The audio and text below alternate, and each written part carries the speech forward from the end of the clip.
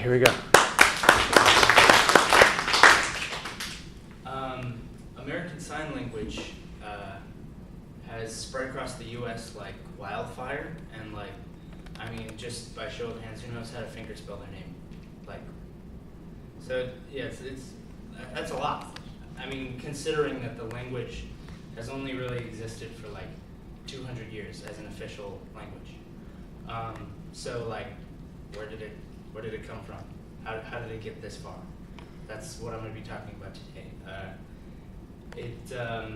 Sign language kind of happens on its own, in a way. Like, no matter where you are in the world, it kind of just develops by itself. But American Sign Language specifically actually has roots in France, which is kind of like weird. I think it'd just be all American.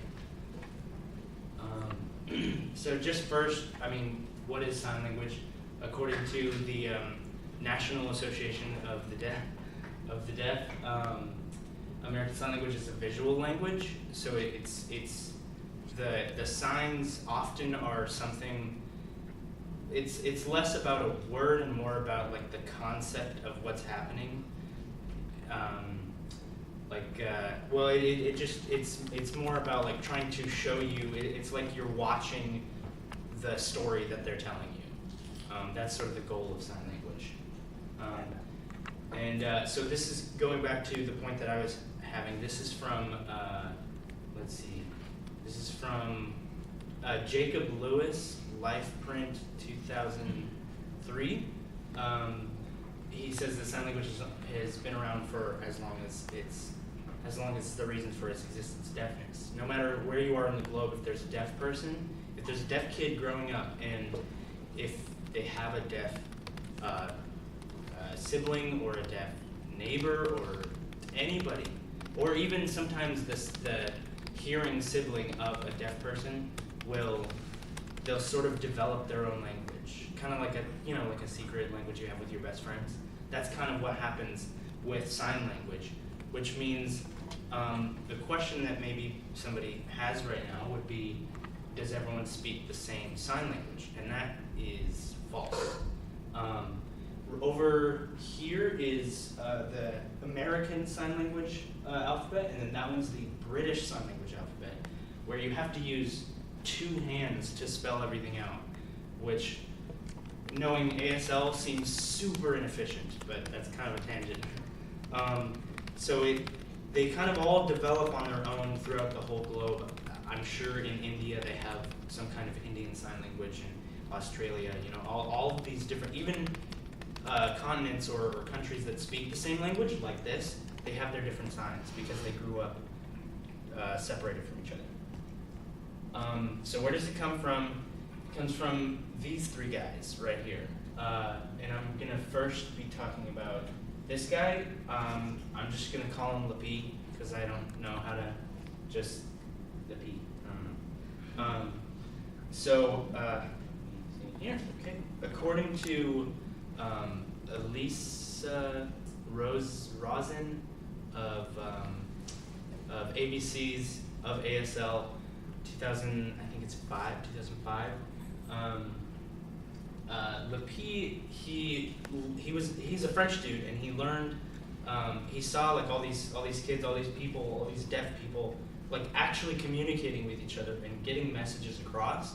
And he was like, oh, whoa, this is like an actual language. I need to learn this. So he went about learning it from this is a picture or painting of him learning sign language from local French people, French deaf people.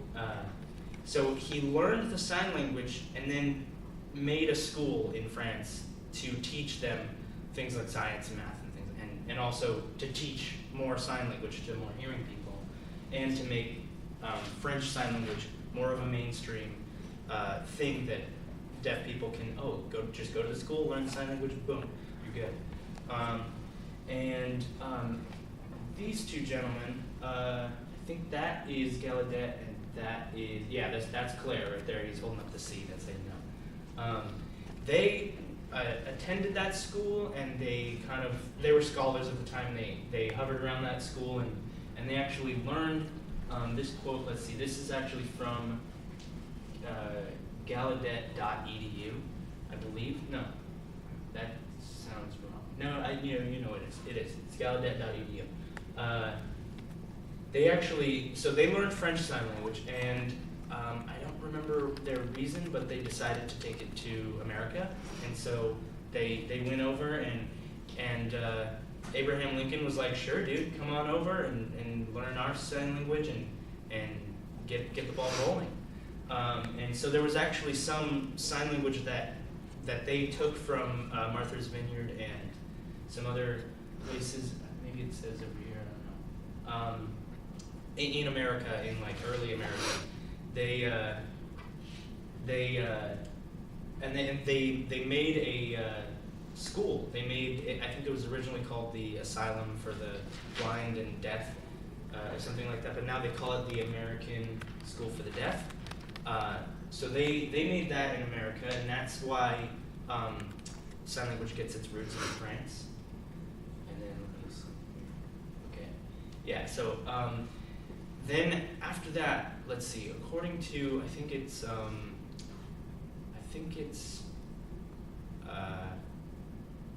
what's the name? I think it's not Signs of Life. That's the next one. I'm gonna go with Signs of Life for now, just so we can move on. According to Signs of Life 2013,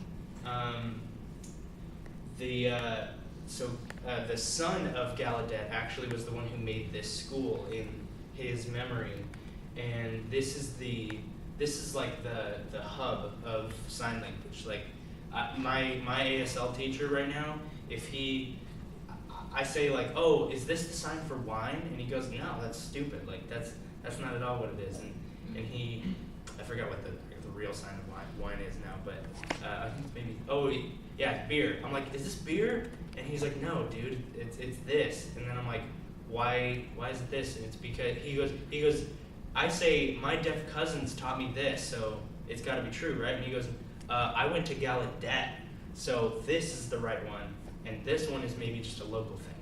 So this is like the true. It's like the sign language dictionary, pretty much. Let's see here. So this is just kind of a side note. I don't know if you guys have heard about this. This was just in the news maybe last week. There's actually a first signing Starbucks, so you can go in and all of the employees are required to know sign language fluently, and they have like your name on a little TV that like it's like, oh, your order's ready, and then you can go get it. So that's something really exciting in that. And let's see here. So if this topic was interesting to you, you can go to YouTube to watch the documentary called Through Deaf Eyes, and it teaches you a little bit more about how sign language came to be and how it is today. So thank you.